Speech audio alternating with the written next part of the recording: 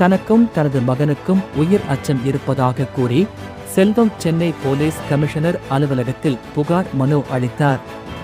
பின்னர் செய்தியாளர்களை சந்தித்த அவர் கூறியதாவது: வணக்கம், பேர் செல்வம். மனைவி பேர் ஆனந்தி. அவங்க பாத்தீங்கன்னா கடந்த ஒரு 10 வருஷத்துக்கு முன்னாடி ஒருத்தர் கூட ஒரு அஃபேர்ல இருந்தாங்க. அது தெரிய வந்தது. எனக்கு அது விசாரிக்கும் போது பாத்தீங்கன்னா எனக்கு அட்வொகேட்னு சொல்லிட்டு ஒருத்தர் துணையா இருந்தது.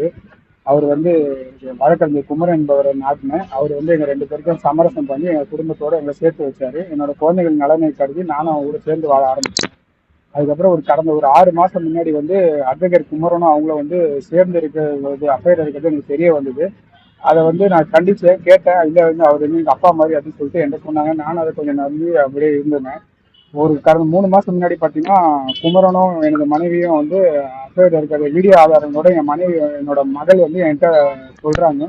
சொன்னதன் பேர்ல நான் அவங்ககிட்ட விசாரிக்கிறேன். விசாரிக்க போது பார்த்தீங்கன்னா அவங்க ஆமா அப்படின்னு சொல்லிட்டு அவங்க ஒத்துக்கிறாங்க. ஒத்துட்டு என்கிட்ட விட்டு சண்டை போட்டு வீட்டை விட்டு அவங்க வெளியே போயிடுறாங்க. வெளியே போன உடனே பார்த்தீங்கன்னா அதுக்கு 2 நாள் கழித்து குமரன் என்பவர் என் மேல ஒரு பண மோசடி வழக்கு ஒரு பொய்யான வழக்கு என் மேல கொடுக்குறாரு. அது நான் காவல் ஆணையம் ஆஜராயிட்டு என்னோட தரப்பு வாதத்தை சொல்றேன். சொன்னதுக்கு அப்புறம் இது பொய்யான புகார் என்று அவர் தள்ளுபடி பண்ணிடுறாரு. தள்ளுபடி பண்ணதுக்கு அப்புறம் பாத்தீங்கன்னா என் மனைவியை கையில எடுத்துக்கிட்டு என் மனைவி அவரோட தூண்டுதலின் பேரில என் மேல WTC கேஃபைல என் மேல ஒரு புகார் கொடுக்குறாங்க. புகார் தொடர்பு லேடிஸ் இன்ஸ்பெக்டர் என்னை கூப்பிட்டு விசாரிக்கிறாங்க. விசாரிக்கும் போது பார்த்தீங்கன்னா நான் என்னோட வீடியோ ஆதாரங்கள் எல்லாத்தையும் நான் அவங்கள்ட்ட காட்டுறேன். என் மகளை 2 பேரையும் விசாரிக்கிறாங்க. விசாரணை பேர்ல அவங்களோட வாக்குமூலத்தை எடுத்துக்கிட்டு அது ஒரு பொய்யான புகார் சொல்லிட்டு தள்ளுபடி பண்ணி அவங்க அடுத்த நாள் அவங்களோட துணிமணிகள், அவங்களோட உடைமைகள், அவங்களோட சர்டிபிகேட்ஸ் எல்லாமே எடுத்துட்டு வீட்டை விட்டு வெளியேறாங்க. வெளியேறினதுக்கு அப்புறம் பாத்தீங்கன்னா ஒரு வாரம் கழிச்சு எனது மகள் கல்லூரியில ஒரு பையனை விரும்பிட்டு இருந்தாங்க. விரும்பிட்டு இருந்ததை நான் முன்கூட்டியே அதை கண்டிச்சிருக்கிறேன். அவங்க நான் அம்மா இது மாதிரி பண்ணிட்டு போனதால அவங்க இதுக்கப்புறம் ஒழுங்கா இருப்பேன் சம்மதப்பட்டாங்க. சொன்னதுக்கு அப்புறம் எனக்கு தெரியாம பொண்ணு அந்த பையன் கூட போன்ல உரையாடிட்டு நான் பார்த்து அவங்க கண்டிச்சேன். கண்டிக்கும் போது நான் 19 வயசு ஆயிடுச்சு, இதுக்கப்புறம் நான் சுயமா எந்த ஒரு முடிவு எடுக்க முடியும் அப்படின்னு சொல்லிட்டு என்கிட்ட சண்டை இட்டுட்டு என்கிட்ட ஒரு பேப்பர்ல எழுதி கொடுத்துட்டு அவங்க வீட்டை விட்டு வெளியேறிட்டாங்க. வெளியேறின உடனே சரி அவங்களோட லைஃப்பை பார்க்க ஆரம்பிச்சான்னு சொல்லிட்டு நான் அவங்க 2 பேரையும் நான் விட்டுட்டு நான் என்னோட பையனுக்காக நான் வாழ ஆரம்பிச்சேன். வாழ ஆரம்பிக்கும் போது என் பொண்ணு ஒரு நாள் அண்ணா நகர்ல அந்த பையனோட 2 வீலரை போறது நான் பார்த்தேன். பார்த்துட்டு நான் மன உளைச்சலானேன். அதுக்கப்புறம் என் மனைவியும் குமரனும் 2 பேரும் என் பொண்ணை அவருக்கு சொல்லி கொடுத்து எனக்கு அகைன்ஸ்டா என் மேல அப்பா மீதும் எனக்கு உதவிய வழக்கறிஞர் அவர் மீதும் பொய்யான புகார்களை பண்ணாங்க.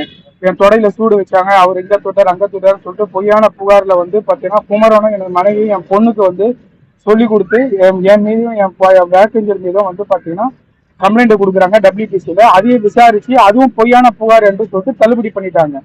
அதுக்கு எதுவுமே எல்லாமே அவங்க கொடுக்க கம்ப்ளைண்ட் எல்லாமே தள்ளுபடி பண்றது ரொம்ப இதுவாயிட்டு அவங்க ஊடகங்களை நாடகம் ஊடகங்கள் இது பொய்யான புகார் தள்ளுபடி பண்ணதுனால யாரும் அதை ஏற்க மறுக்கிறாங்க. அதுக்கப்புறம் நக்கீரன்ல போய் பார்த்து நக்கீரன்ல ஒரு வீடியோ ஆதாரத்தை கொண்டு போய் கொடுத்து அதை பப்ளிஷ் பண்ண வைக்கிறாங்க. அவங்க இன்ஃபுளுன்ஸ் பண்ணி பப்ளிஷ் பண்ண வைக்கிறாங்க.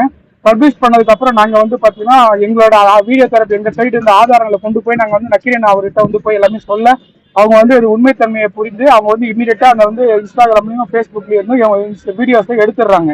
எடுத்ததுக்கு அப்புறம் மேலும் மேலும் எனக்கும் என் பையனுக்கும் பாத்தீங்கன்னா அதிகப்படியான கொலை மிரட்டல் விடுக்கிறாங்க. நீங்க வண்டியில போகும்போது பின்னாடி ஒருத்தருக்கு ஃபாலோ பண்ற மாதிரியும், உங்களுக்கு 1 வாரம் தான் இருக்குது 2 நாள் தான் இருக்குன்னு சொல்லிட்டு ஆளை வச்சு மிரட்டுறதும். அவர் பாத்தீங்கன்னா குமரன் வழக்கறிஞர் என்பவர் பாத்தீங்கன்னா ரவுடிங்களுக்கும் பொலிட்டிஷியனு அது மாதிரி நிறைய பேருக்கு நான் பெரிய பெரிய லாயர் எல்லாருக்கும் அதுக்கு நான் லாயரு, உன்னால எங்க போனாலும் உன்னால ஒன்றும் பண்ண முடியாது, உன்னை நான் என்ன வேணா பண்ணுவேன் அப்படின்னு சொல்லிட்டு என்னையும் என் பையனைய கொலை மிரட்டல் விடுக்கிறாங்க. இன்றும் பாத்தீங்கன்னா குமரனும் அவங்க குடும்பத்தோட அவர் மனைவி குழந்தைங்களோட நல்லா தான் வசிச்சு வர்றாரு. பட் நான் தான் இன்னைக்கு என் குடும்பமே நடுத்தேருக்கு வந்துச்சு. என் குடும்பத்தையே உழைச்சி இன்னும் எங்களுக்கு அதிகப்படியான மன உளைச்சலுக்கு ஆளாக்கி எங்களை தற்கொலைக்கு தூண்டுற மாதிரி எங்களுக்கு தோணுது. அதனால தான் நான் கமிஷனர் ஆஃபீஸில் பற்றி இது குறித்து நான் கம்ப்ளைண்ட் கொடுத்துருக்கேன். கமிஷனர் ஆஃபீஸில் கம்ப்ளைண்ட் கொடுத்து கமிஷனர் அவர்கள் எவ்வளோ விரைவாக இதை விசாரித்து அவருக்கு மீது நடவடிக்கை எடுக்கிறேன்னு சொல்லிட்டு உறுதி கொடுத்துருக்காங்க. நன்றி, வணக்கம்.